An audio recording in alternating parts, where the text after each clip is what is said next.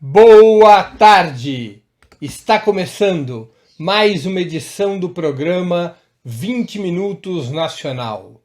O tema de hoje: impeachment é uma opção contra Jair Bolsonaro? Bom, essa discussão sobre o que fazer diante do governo Jair Bolsonaro já toma um certo espaço entre as forças de esquerda do país.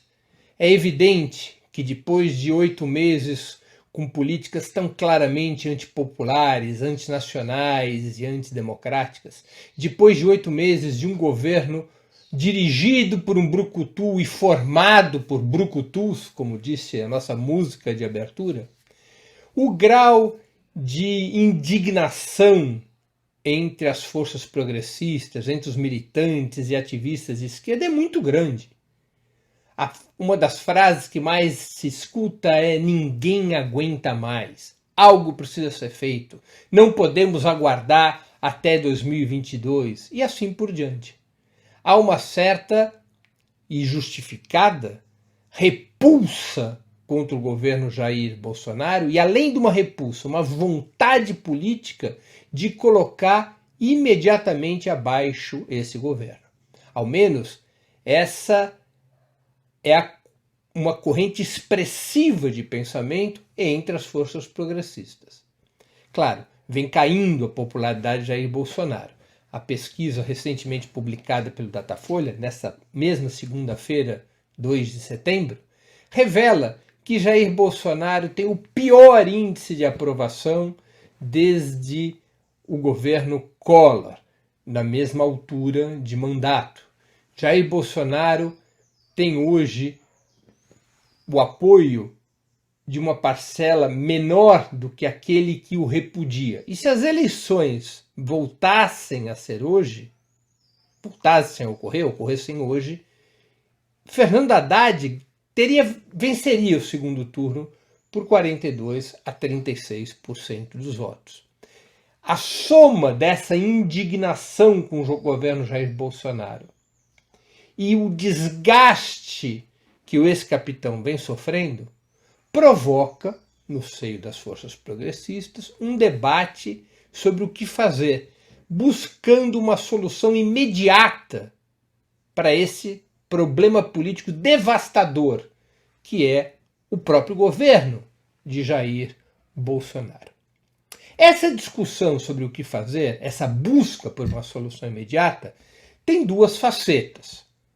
A primeira é analisar se essa indignação, se essa repulsa das forças progressistas também correspondem ao sentimento do povo. Se o povo está disposto a se mobilizar amplamente para colocar um fim ao governo Jair Bolsonaro na conjuntura presente. Se o povo está disposto a ir às ruas em multidões para dar um fim a esse governo antinacional e antidemocrático. Nós sabemos historicamente que quando o povo não está neste ânimo, que quando o povo não está nesta condição de mobilização, qualquer saída que implique em derrubar um governo ilegítimo está fadada ao insucesso. Somente é possível derrubar um governo quando as massas estão dispostas a ir para as ruas e tomar em suas mãos o destino da nação. Foi assim que o Collor foi derrubado. Sem milhões nas ruas, isso teria sido impossível. Da mesma maneira, o golpe de Estado contra a presidente Dilma Rousseff em 2016 seria impensável se a direita não tivesse sido capaz de colocar multidões de camadas médias nas ruas exigindo o impeachment. Então essa é uma faceta do problema. Analisar se essa indignação presente com muita justificativa no seio da esquerda também é o sentimento do povo. Ou se o sentimento do povo tem ainda outra natureza. Se eventualmente o povo discutir se o povo está mobilizado para esse objetivo, que é imediatamente colocar abaixo o governo Bolsonaro, ou se o povo se encontra numa outra etapa da sua mobilização e consciência, ainda lambendo as feridas das derrotas acumuladas desde 2016, ainda desanimado, ainda sem acreditar que a luta é o único instrumento para resolver seus gravíssimos problemas materiais, os gravíssimos problemas materiais provocados por 3 anos de políticas neoliberais. É necessário, portanto, se debater esta faceta do problema. Mas há uma outra faceta sobre a qual eu quero me deter, que é, ainda que o povo estivesse nesta disposição de mobilização, qual é a saída concreta? Como se poderia concretizar o fora Bolsonaro que começa a ser ventilado nas manifestações, nas mobilizações, especialmente nas manifestações e mobilizações da vanguarda da esquerda e do movimento social? O impeachment surge como uma dessas possibilidades, aparentemente aquela possibilidade de mais fácil alcance prático. Pois bem, cabe-se discutir se o impeachment interessa às forças progressistas. E é esse o debate fundamental do nosso programa de hoje. Antes de mais nada, eu queria dar uma explicação, digamos, técnica sobre o problema. A legislação brasileira é muito clara. No caso do impeachment do presidente da República, ele perde o mandato e quem assume para cumprir esse mandato até o final é o vice-presidente. No caso concreto, se Bolsonaro sofrer impeachment, quem assume o seu mandato para cumpri-lo até o final é o general Hamilton Mourão Filho. Apenas viriam a ocorrer novas eleições se tanto Bolsonaro quanto Mourão, até a metade do mandato constitucional, portanto, até o dia 1º de janeiro de 2021, se ambos, Bolsonaro e Mourão, forem cassados, sofrerem a anulação do processo eleitoral de 2018. Nesse caso, se os dois perderem o mandato até a metade do período constitucional, assumiria o presidente da Câmara dos Deputados, que teria a obrigação de convocar novas eleições em 90 dias, novas eleições diretas em 90 dias.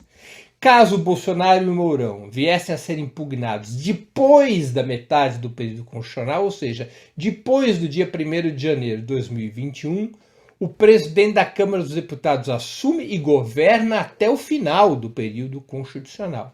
Essa é a previsão técnica da legislação brasileira.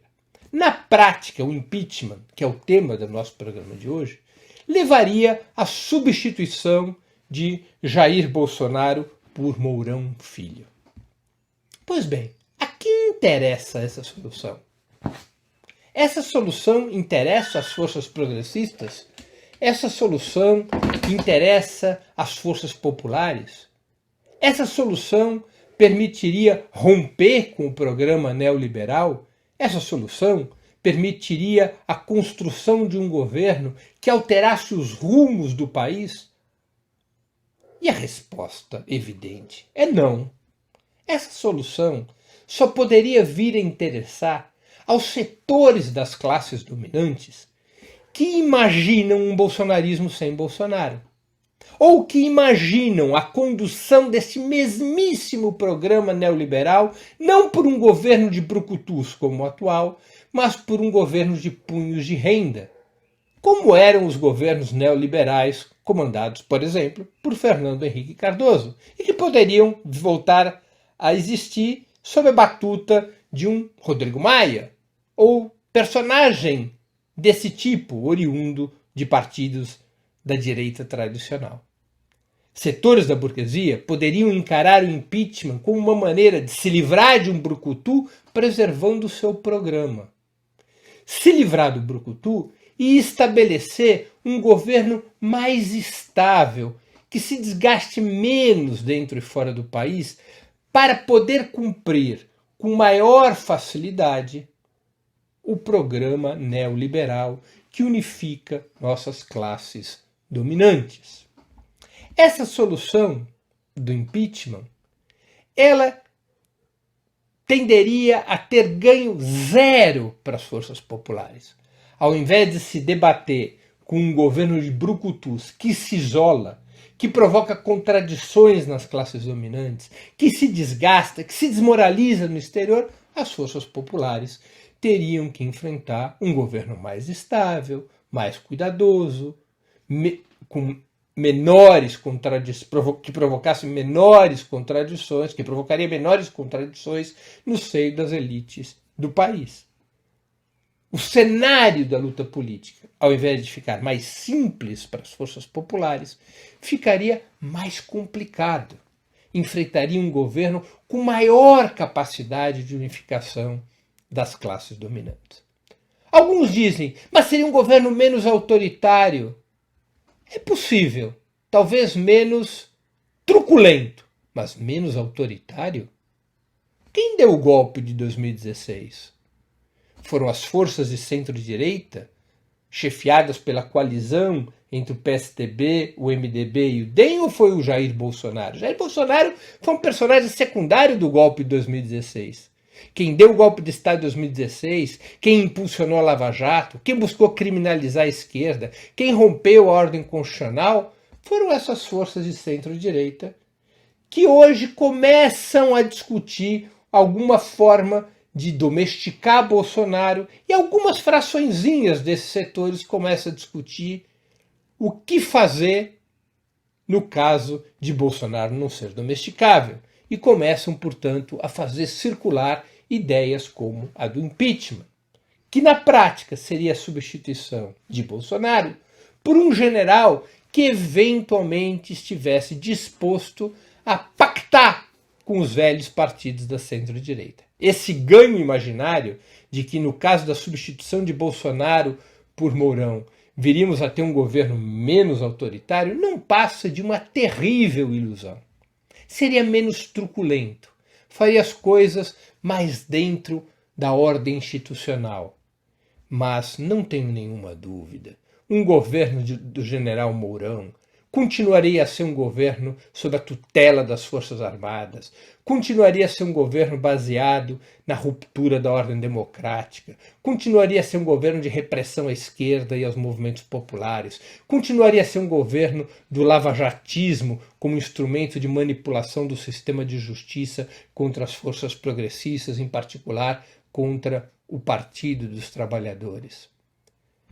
Teria uma outra vantagem, dizem alguns. Na medida em que o povo fosse capaz de derrubar Bolsonaro, ainda que assumisse Mourão, estariam dadas as condições para o povo sair da resistência para a ofensiva e, depois de derrubar Bolsonaro, colocar em questão o próprio governo de Mourão. Bom, essa é uma hipótese. Como hipótese, ela precisaria ser comprovada. O que nos ensina a história? A história nos ensina que essa hipótese não é tão simples assim. Lembremos o que aconteceu com o impeachment de Collor. O impeachment de Collor teria sido impossível sem a mobilização das forças populares. Foi a mobilização das forças populares que criou as condições para, no parlamento, Collor ser afastado. Collor foi afastado e assumiu seu vice, Itamar Franco, anos-luz mais progressista do que o general Hamilton Mourão. E o que aconteceu no governo Itamar? Abriu-se condições para as forças populares se colocarem imediatamente como uma alternativa de governo contra o neoliberalismo representado anteriormente por Collor? Não. O governo Itamar criou as condições para que emergisse uma nova alternativa de reorganização da direita, comandada pelo PSDB.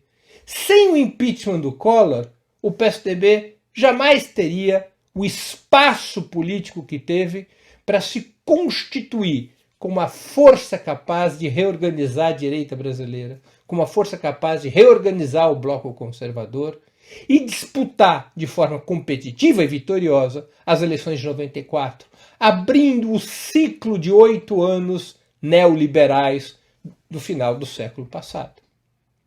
O impeachment do Collor, na prática, abriu caminho para que a burguesia brasileira reorganizasse sua hegemonia. É possível, como previu o velho Brizola, que se o Collor não tivesse sofrido o impeachment, o conjunto das forças burguesas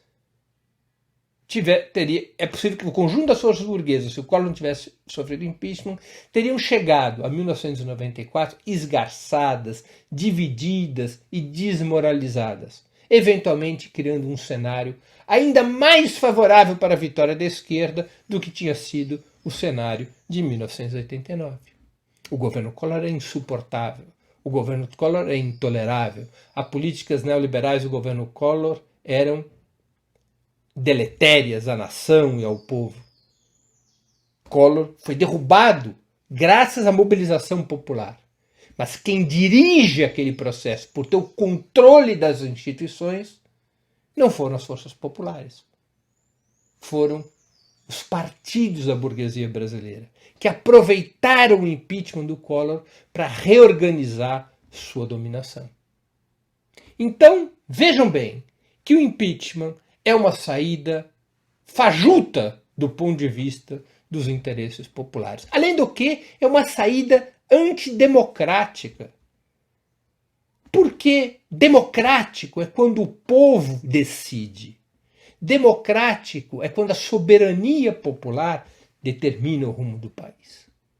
Democrática seria a alternativa, se para tanto tivermos força, de anular as eleições, convocar um novo pleito livre, direto e democrático em 90 dias, com Lula livre, podendo participar da disputa eleitoral. Aí sim nós teríamos uma saída democrática, uma saída baseada na soberania popular.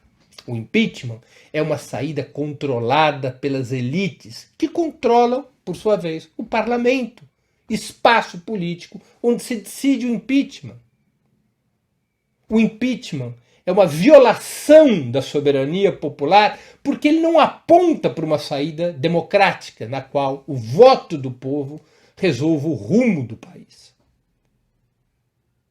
E isso nós temos que ter claro. Propor hoje o impeachment é, provavelmente, cair no jogo de certos setores da direita. O impeachment pode até ter cara e cheiro de uma alternativa popular, mas no contexto concreto do nosso país, eu tenho a impressão de que o impeachment não passaria de mais uma alternativa de direita.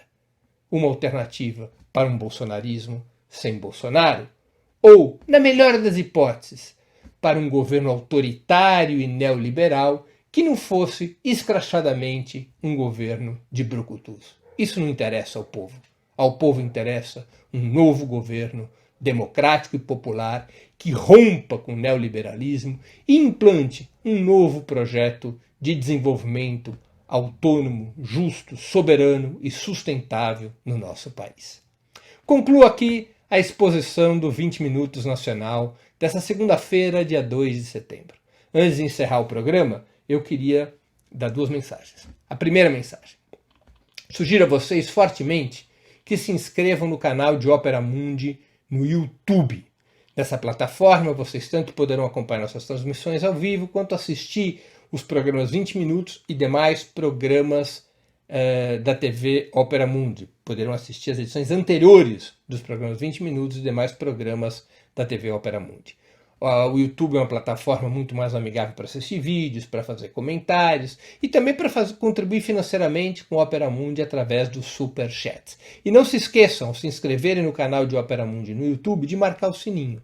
Marcado o sininho, vocês serão avisados todas as vezes que novos programas nossos ou de nossos parceiros forem ao ar. Segunda mensagem. Peço a vocês encarecidamente que façam uma assinatura solidária de Ópera Mundi. Assinatura solidária é um pequeno valor mensal que nossos espectadores e leitores pagam para que nós possamos ter os recursos necessários à sustentação e ao desenvolvimento de um jornalismo independente, de qualidade. Para que nós tenhamos os recursos necessários à batalha cotidiana de ideias e informações contra a imprensa de direita, cada vez mais manipuladora e mentirosa. Vocês poderão obter informações sobre a assinatura solidária e realizá-la imediatamente, porque é um processo simples e prático, no endereço www.operamundi.com.br/apoio. Eu vou repetir, www.operamundi.com.br/apoio. Façam agora mesmo uma assinatura solidária. A assinatura solidária é o principal instrumento de financiamento de Opera Mundi. A assinatura solidária é, por excelência, o instrumento que garante a independência de Opera Mundi frente ao poder econômico. Queria finalizar agora esse nosso programa, agradecendo a audiência, pedindo a todos que gostaram do programa, que o compartilhem, que o difundam. Nós voltaremos a nos encontrar na próxima quarta-feira, às 16h30, nos canais do Opera Mundi, no YouTube e no Facebook, com o programa 20 Minutos Internacional. Até lá, muito obrigado e um grande abraço.